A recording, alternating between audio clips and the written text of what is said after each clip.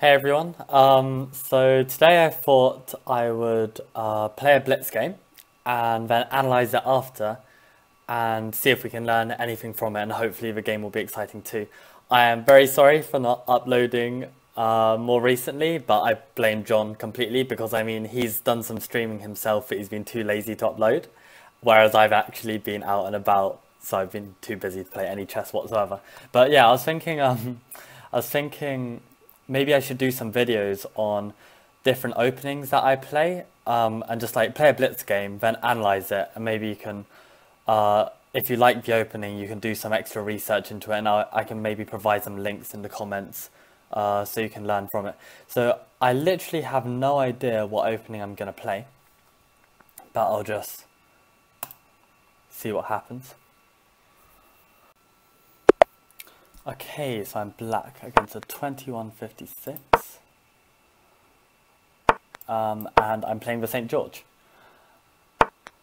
Now, in Blitz, what I've found, I actually quite often pick up that e-pawn because they don't even defend it, but this guy's smarter than that. Oh, can I play this pawn move? This looks interesting. I might be able to pick this up. See, even against some top players, this is just such a common way to gain an advantage. Now, I actually play a slightly different St. George. Most St. George players play e6, whereas I'm going to play this d6 move instead. I think I'm pawn up if he wants to waste time doing this. I mean, it's good for him, but there's nothing I can really do about that. Let's have a think. So it might be wise just to retreat at this stage. I want to play knight d7, maybe e5. But I'm literally just a pawn up here. So after knight d7, you can either play e5 or perhaps even c5. And it's basically converted an e4 opening into a d4 opening. And although that's not necessarily bad for white, the fact that they're playing e4 is because they rather e4 positions than d4. So if you're lucky, you can actually get them out of what they're comfortable playing. So now if pawn takes, knight takes, that's what I'm going for. I'm tempted to pawn takes and then knight here anyway. That looks quite nice. Am I losing something here though? I think I'll play it anyway. I might gain this bishop, and then this bishop just looks very strong.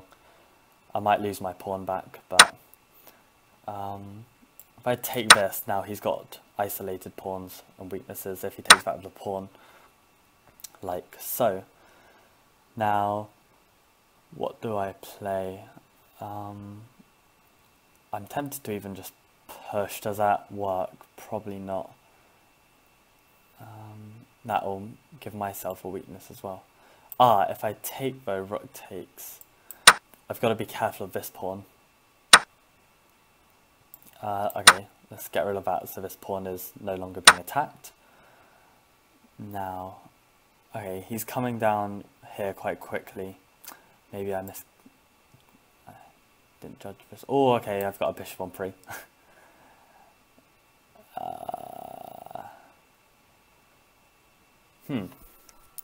He's gonna play.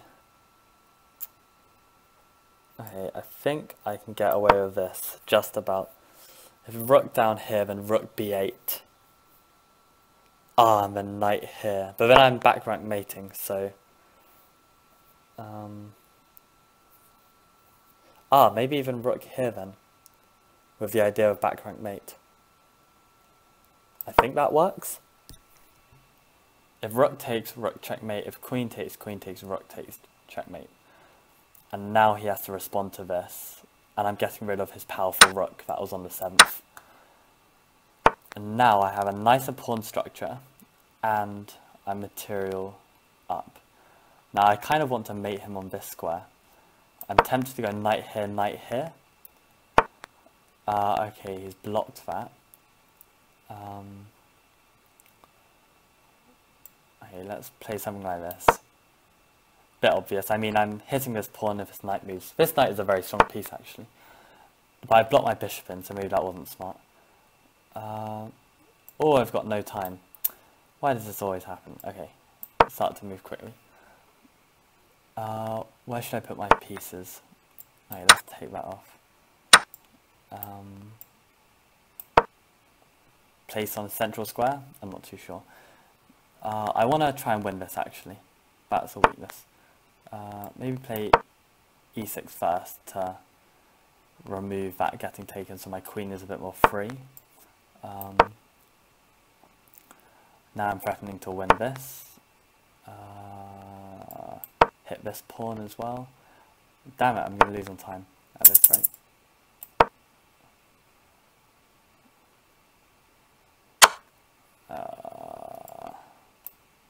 Oh god, that was too slow.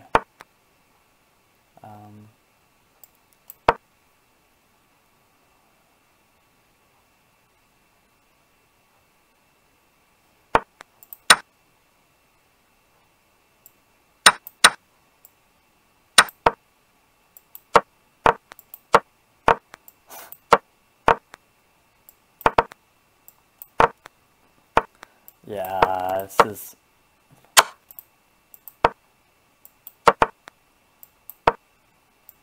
Maybe...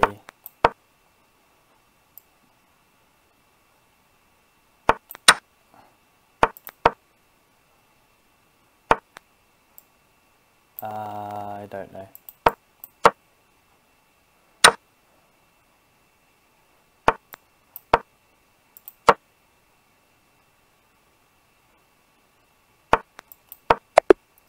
Yeah, ran out of time. I mean, I think I was doing all right in that game, but I was just way too slow. Probably. Yeah, you can see I spent 20 seconds here. Why did I spend 20 seconds on this move? I was contemplating, this is just rubbish. I mean, that's just going to be a target, so I should have played that a lot quicker. And Queen c7 here. I probably should have seen the back rank mate a lot quicker. I mean, this is very iconic. But yeah, okay, let's go back to the beginning first. So yeah, yeah, basically with the St. George, the reason why, oh that's quite loud, the reason why I play it is because it actually transposes to a d4 opening quite a lot of the time. Like firstly, winning the pawn's always great, but I mean, you kind of get this queenside expansion that you often see in kind of perhaps Benoni type positions, and you can't really get that when you play against e4, apart from sometimes in the St. George. So yeah, I play this d6 move as well, which earlier I said it was unusual. Most players play e6 instead, but the idea behind d6 is that you allow this knight in and you allow moves like c5 and get this kind of more d4-like structures for black. Now, after this, I think this is all fine for me. I've got a slight edge, I'm a pawn up. And I'm just developing my pieces normally. Like, a5 I think is the best move here because if takes, rook takes, queen takes, you have this queen bishop battery ram. If you've seen my other videos, I really like that piece placement. Now, knight c4, c5, I think this is all okay. Now, at this point, I actually miss a tactic. Now, I'll give you a chance to pause the video and try and find it now.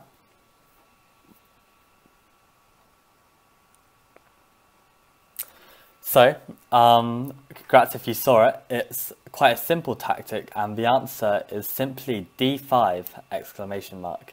The idea being that once this knight moves, wherever it goes, you can play c4 and this bishop is now trapped.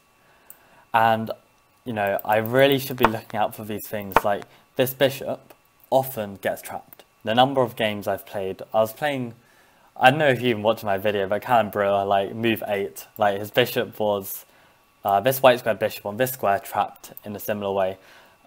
So definitely this is one thing to look out for, this trapped bishop. So you gain a tempo on the knight, once the knight moves, you win the piece. So I missed that. But yeah, so here, from what I played, I took the pawn, and I kind of gave my pawn back, but I'm not sure if there was, apart from winning the piece, I'm not sure if there was much I could have done about that. But at least, as I said, I've got this, I've provoked a new weakness for white. And the reason why this is a weakness is that these are isolated pawns, and that means there's no pawns on either side of it that can help defend it. So they basically become really easy targets to go for. One thing I should consider though, which I didn't really when I was playing, is that this is actually a pass pawn. And pass pawn means that there are none of my pawns in either of these columns to stop this pawn from advancing. So it actually could be quite dangerous as well, especially in endgames. So after this was quite lucky for me that I had this resource of the back rank mate. I really should have maybe played slightly more actively. It's tricky. I mean, I don't think moves like this are particularly good at locking my bishop. I should be getting my pieces more active, maybe pestering his pieces with a move like queen c5 or something. But yeah, I was getting short of time, so I was starting to panic a bit. But yeah, like at this point here, I was just wondering, maybe I could have played queen here.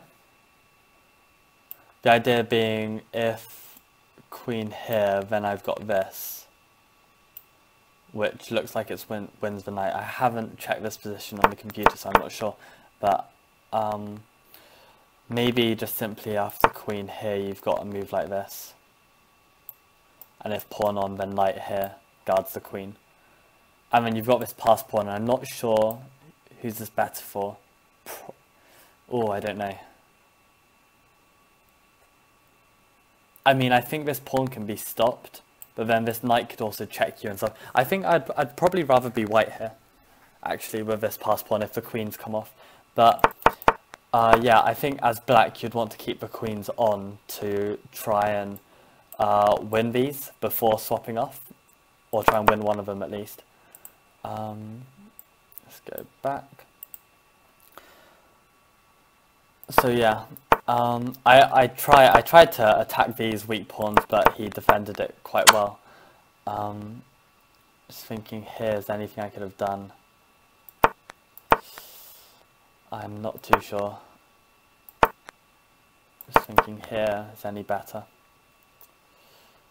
Nah, I don't know. I think the way I played it was okay. I mean, I got rid of his pass pawn for a pawn, which seems okay, but this, although this is a weakness, it's still probably drawn at this point. Maybe I shouldn't swap off queens here. Do I have a check? I'm not too sure. Yeah, I don't know. I think basically I think it's drawn at this point. And yeah, I missed a simple bishop takes knight here as well, but with 10 seconds, what can you do? But anyway, yeah, I hope you found that interesting. I hope there are some nice concepts you could learn from.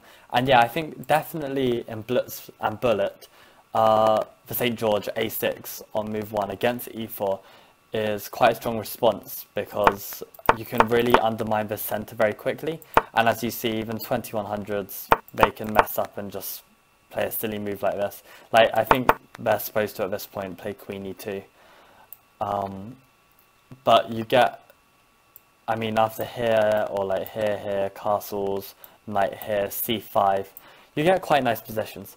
So I'd definitely look into it if you want a new opening for black against e4. In probably Bullet and Blitz long play, I'd be scared to play it. Yeah, that's all. Thank you for watching.